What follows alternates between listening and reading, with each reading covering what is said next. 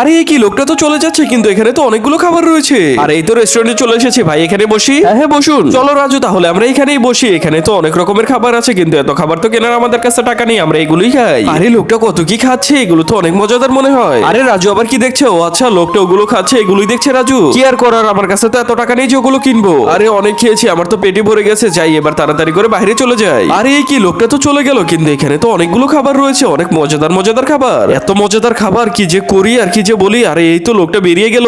বাবা এক পিস নাও না ওখান থেকে। আরে না না, আরে নাও না এক পিস নিবো, কেউ তো দেখছে না। একটা কাজ করি, এক পিস নিয়ে কি করবে, তুমি পুরোটাই নিয়ে নাও। সবাই ভাববে ওই লোকটাই খেয়েছে, ওখানে তো আরেক প্লেট তরকারি আছে, তুমি কি ওগুলো খাবে নাকি? হ্যাঁ হ্যাঁ নাও বাবা, আশেপাশে তো কেউ দেখছে না, তুমি তো ওগুলো নিয়েছো, আমি এগুলো নিয়ে নিলাম। তাড়াতাড়ি করে ভাত দিয়ে ঢেকে ফেলি। এই তো ঢেকে ফেলেছি। আরে এক মিনিট, কি লোকটা তো ফেরত চলে এসেছে। আরে ধরা পড়ে গেলাম নাকি? লোকটা তো বুঝে ফেলেছে ওনার থেকে আমরা তরকারি নিয়ে খেয়েছি।